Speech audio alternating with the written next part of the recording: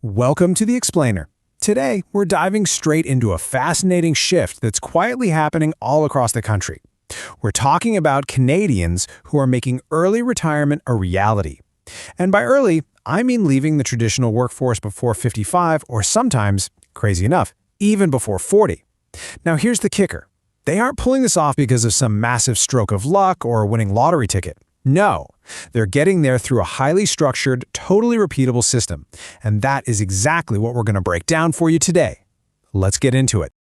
So when most of us picture retirement, we usually see it happening way down the line, right? Like late 60s, after decades of the daily grind. So when you hear about somebody pulling the plug at 40, it instantly grabs your attention. It's easy to assume they just got incredibly lucky, hit a crypto jackpot, or, discovered some long-lost billionaire relative. But we need to totally debunk that myth right out of the gate. As the source material actually shows, this isn't a fantasy. It's actually a deliberate string of ordinary, compounding choices that literally anyone can learn from. It's a pattern. And once you see the pattern, well, the whole narrative changes. Which brings us to part 1. The early retirement myth. We're wired to think that escaping the rat race early requires a giant win, right? A massive inheritance or some kind of absolute magic. That's the fantasy side of the equation. But the actual system? It is so much less flashy. It's really just about doing ordinary things exceptionally well for a very long time. It's about building compounding habits and plugging those tiny everyday financial leaks before they turn into a massive flood. Honestly, it's decidedly undramatic. But you know what? That complete lack of drama is exactly why it works so incredibly well. Moving on to part 2, chasing freedom over status.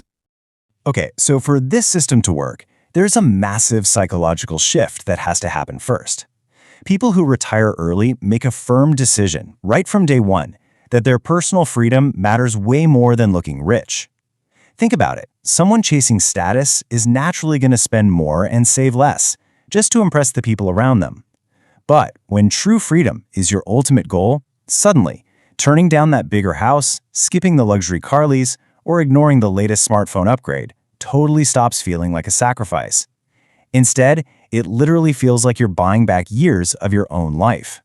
You start looking at every single dollar as a calculated trade-off between a little comfort right now and absolute freedom later. All right, let's look at the mechanics in part 3, widening the income gap. Here is the absolute crux of the matter. A high income by itself does not guarantee you financial freedom. We all know people pulling in massive paychecks who are still totally trapped, right? Because every time they get a raise, their lifestyle magically gets more expensive to match it. That is classic lifestyle inflation. The early retiree, they do the exact opposite. They relentlessly focus on the gap. That's the space between what you earn and what you spend. They keep their monthly burn rate under control. Maybe they stay in a smaller apartment a bit longer, maybe they share a vehicle, or they just cook at home more often. By refusing to inflate their lifestyle with every promotion, they keep that gap as wide as humanly possible. Because at the end of the day, that gap is the actual engine driving their independence.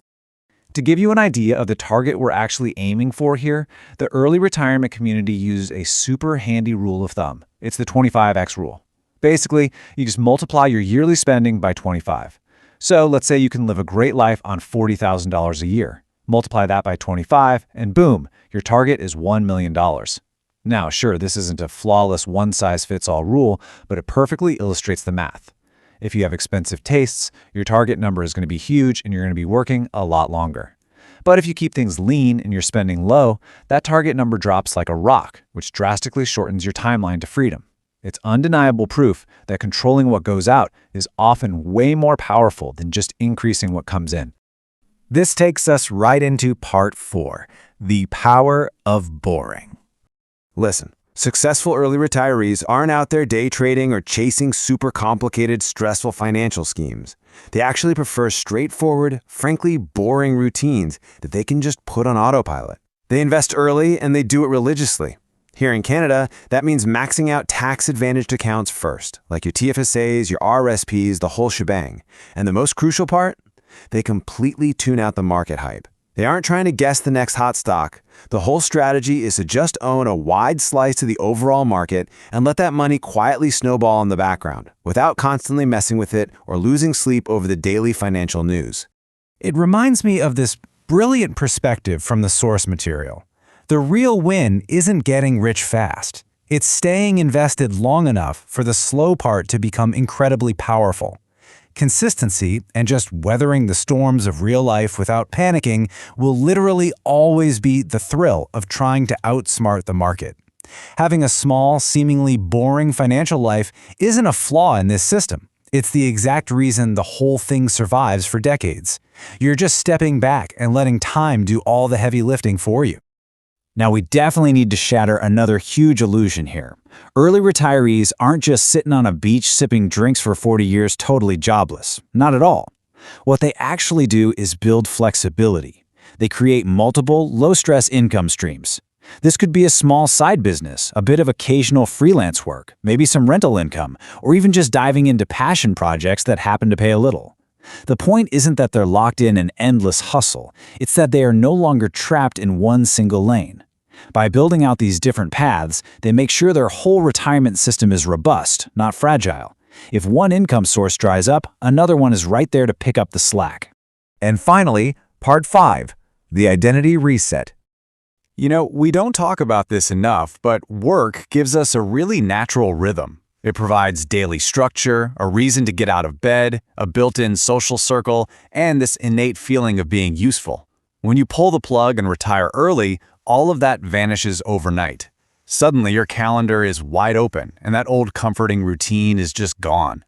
If you don't have a proactive plan for your actual life, like hobbies you're passionate about, spending time with family, traveling, or volunteering, even the absolute wealthiest person can feel totally lost and adrift.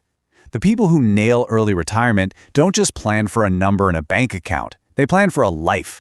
They treat retirement not like an empty room, but as a space they're intentionally going to use well. So, let's bring this all together. Whether you're dealing with the massive housing market in Toronto, or you're out in Calgary, Halifax, or some quiet small town, the same fundamental test applies. Can the system you've built carry the life you actually want to live? The framework is literally the same everywhere. Keep your fixed costs way lower than expected. Save your money before lifestyle inflation even gets a chance to touch it. Stop turning your raises into heavier financial burdens. Respect the power of simple, boring investing. And please, prepare your mind for who you'll be after the work stops. Early retirement is built block by block through sustainable everyday actions, not hype. As we wrap up this explainer, I want to leave you with a thought to chew on. Take a real, honest look at your own life right now. If you were going to kickstart this system today, what is the absolute first unnecessary expense you would cut to widen your gap? And maybe the more exciting question, once you finally bought back your timeline, what would you actually want to do with all that extra time? Thanks so much for exploring the mechanics of early retirement with us today. Keep reflecting on those choices, and we'll see you in the next explainer.